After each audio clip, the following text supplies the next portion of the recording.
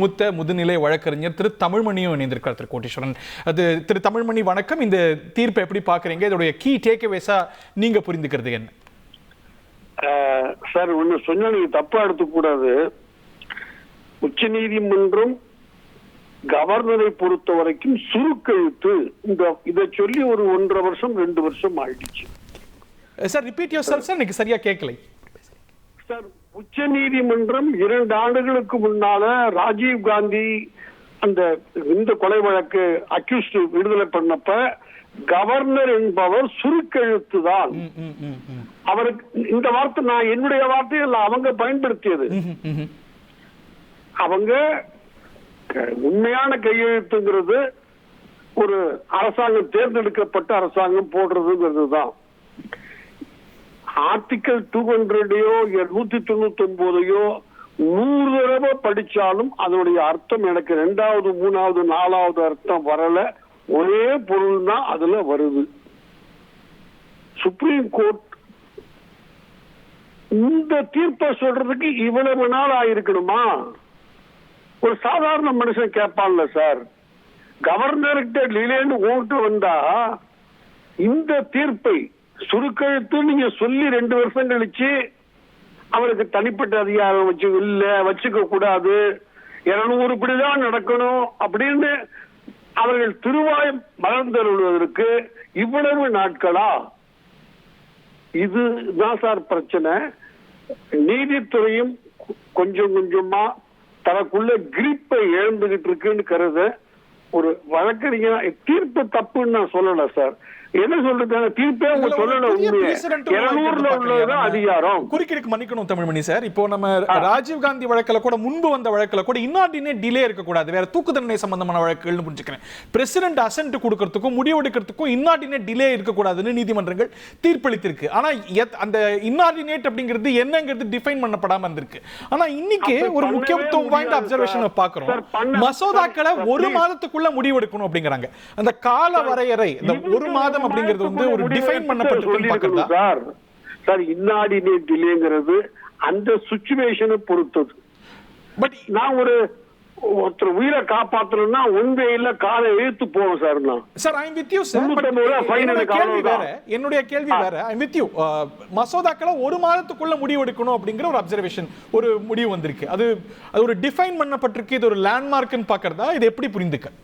இல்ல சார், இதை பாராட்ட வேண்டிய விஷயம் தான். ஒரு 30 நாள்ல முடிவெடுக்கணும் அப்படிங்கிறது.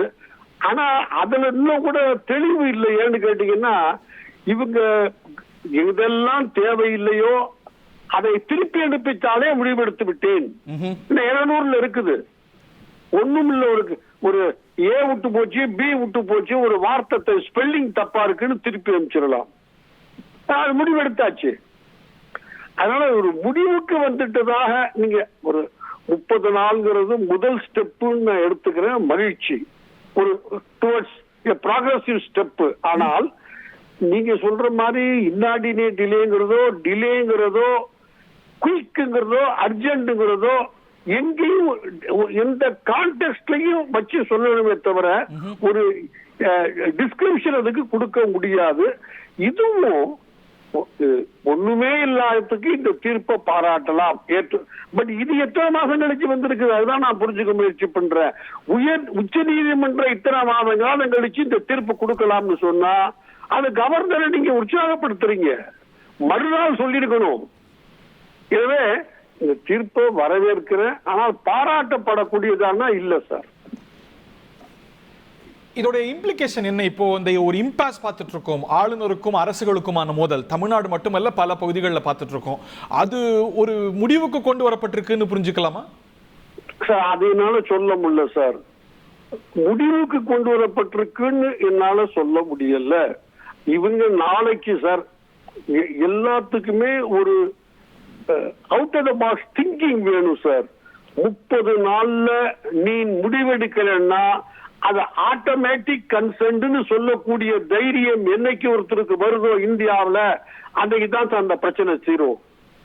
பட் அது black and white அரசியலமைப்பு சட்டத்துல இல்லையே, அத வந்து கோர்ட் அதை எடுத்துக்க முடியுமா? அது ஜுடிஷியல் ஓவர்ரீச்சா பார்க்கக்கூடாதா? சார் உங்களை மன்னிச்சுங்க, சுப்ரீம் கோர்ட் பத்தி தான் பேசிட்டு இருக்கீங்க. இப்ப அவனுக்கு எக்ஸ்ட்ராடினரி பவர் இல்லாத சார், ப்ளீஸ் சார், உங்களுக்கு நான் சொல்ல வேண்டிய அவசியம் இல்லை சார். சட்ட அரசியல் சட்டத்துல இல்லாத பவர் அவங்களுக்கு இருக்குன்னு எஸ்டாப்ளிஷ் ஆயிடுச்சு, 100 முறை சொல்லியாச்சு. அவங்க அந்த கான்டெக்ஸ்ட், உயர் நீதிமன்றத்துக்கு அந்த பவர் கிடையாது. உச்ச நீதிமன்றத்துக்கு எழுத்தால் சொல்லப்படாத ஆனால் தேவைப்படுகிற அதிகாரம் இருக்கிறது.